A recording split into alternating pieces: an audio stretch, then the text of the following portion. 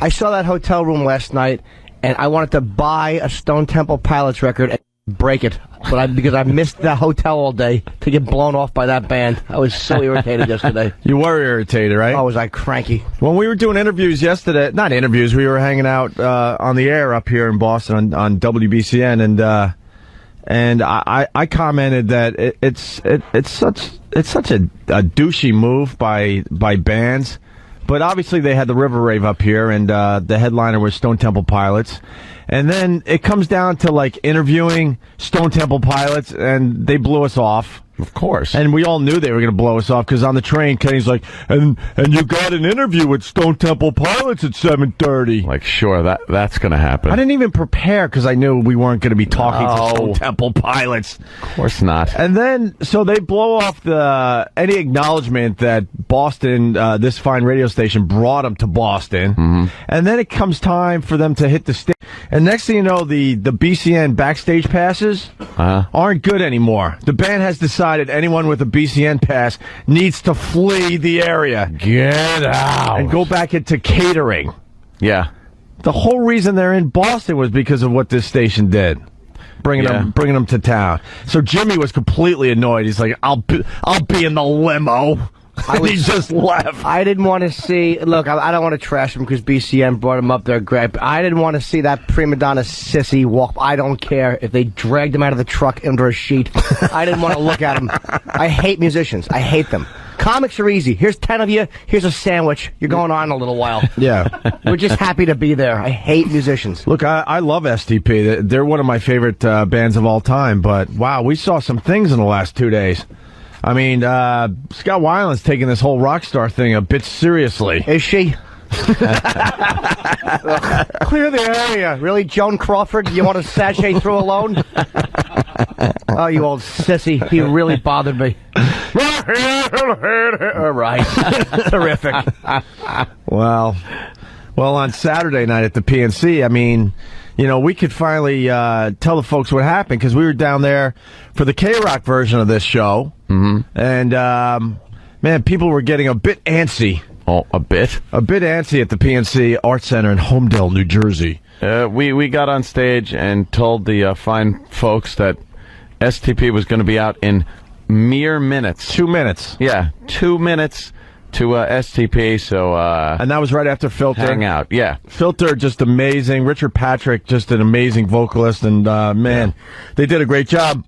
Yeah, then Stone Temple Pilots 2 minutes later. We walk off stage, and because I love the band so much, I ran to my seats. I'm like, I got to check this out. And an hour and easily 15 minutes later, there's still no band. The booing's getting louder at the PNC Arts Center. Yeah. One of the security people that works for the venue goes, "We are heading toward a riot. We are heading toward a riot." He openly said, "This is not a good situation." And what's the reason? Do they think it's cool to make the crowd that paid good money sit there for an hour and a half? I hate them. And just wait after they've cut off the beer supply? So now you're just sitting there, you're starting to get a hangover because you stopped drinking, and you're just getting all rambunctious. Yeah. But is that a good idea? Do they sit there and just go, "This is great, let's just, completely annoy our audience"? Well, I mean, that's a good question, because I looked at Kenny. Kenny was sitting with us, and I said, "Kenny, let's go backstage. Something's up." So we run back to the backstage area just in time to see some S going down. Some fireworks. Where is Kenny? He's got to help me through this story. If you can find a microphone that works. Okay. Well, Here, GA. I don't know how to turn that on. Hold on. Wait, let me ask you a question. Yeah. Were the KRock passes still good back then? I guess. I don't know. Okay, so I might have seen what happened. All right. Why? What happened? No, you guys tell the story. But Right. Let's just say that there are certain things that happened at KRock that got reported at BCN. Maybe the band didn't want BCN people around. See some more shenanigans. Yeah, it could be it. Yeah, but I mean, I was thinking about that. But isn't this kind of cool for the band? Sure. The story I told up here yesterday. Probably not. Why not? They're rock stars. This helps you out down the road. Conflict. Whatever. So we go backstage just in time to see one of the DeLeo brothers pointing at... There were 2 tour buses backstage at the PNC, and one of the DeLeo brothers, all set and ready to go on stage. You know, they were supposed to be on an hour and 15 minutes ago. Mm-hmm. He's pointing at this tour bus and going, "Come on out, Axel! Come on, Axel!" Screaming, "Come on out, Axel!" Well, he was pulling an axle. And it was Scott Weiland in his own tour bus. Yeah. And there was a huge monster of a human being standing right in front of the entrance to the tour bus, not allowing the DeLeo brother, one of the DeLeo brothers, to board the bus of his bandmate. There would have been a brawl. There would have been a brawl. And is that right, Kenny? That's what we saw? Yes. You have to get right up on it. Yeah, you have to, like, get... Yeah. Yes. I still can't hear you. Working. Pretend it's a perp you're trying to be polite to. Huh? They said it was 2, 3, 4, no? 3, 4. Yeah, so Yeah. 4. We're all counting in the studio. 2, 3, 4. It should be working, but I don't know. Kenny. Good morning. Is this working? Sort of. No, it's not. Get really close. Well, my big nose is touching it. Yeah, I think it's just being picked up on the other mics. Should I try this one? Yeah, go over there. Danny, talk into that one. Hello? Yeah, that's 4. I'm 4. Kenny's Okay. 5. Huh? That might be 1. Someone told me it goes 1, 2, 3, 4, but I think it goes 1, 2, 3, 4. You're that talking way. into the bottom of it. Kenny, aim it down. There you go. There you Now go. twist it around. No, the other way. There you go. Now talk right into there. You go. Yeah, we were like I Spy. Oh, my God. That was all loud. we were like I Spy backstage Yeah. with all the mystery and intrigue. So, yeah, one of the DeLeo brothers pointing at the bus and screaming, "Come on out, Axel." Because Yeah. Scott Weiland wasn't ready to hit the stage yet. The bass player. All right, I was just saying one of the DeLeo bros. That's fine. And then there was a girl outside the bus. I don't know what kind of connection she had to Scott Weiland, but this same DeLeo brother called her the C word and said, "Get off my effing tour, you bitch." And then Nasty. "Get off my effing tour. I don't want you on this tour." And then he started screaming because the DeLeo brothers are from Jersey. They're saying, "I can't believe he's going to do this in my effing hometown. My effing hometown. Come on, Axel. Come on." Screaming, losing his mind. Next thing you know, the tour bus opens, and Scott Weiland walks out looking like Weekend at Bernie's. Just like, "What's up? I'm ready to go." All decked out in his rock and roll attire. Right, Kenny? Yeah, a white jacket, a big pimp hat. Huge oversized glasses. Yeah, and he was more wobbling. Yeah, Was he wobbly getting off the bus? Yeah. Big time. And then he wobbles to the backstage area. And now this is at 10:30. Filter got off around 9:15. And the curfew for the PNC is at 11 o'clock. Yeah. And all of a sudden he's backstage. And now his woman's getting into it with DeLeo because now she's hanging with Scott Weiland. And goes, "He called me a C! He called me a C!" And then DeLeo right in front of him, Weiland's like, "I want you off this effing tour." And then DeLeo gets, like, literally a couple inches from Scott Weiland's face and goes, "Can you even do the show, man? Can you do the show?"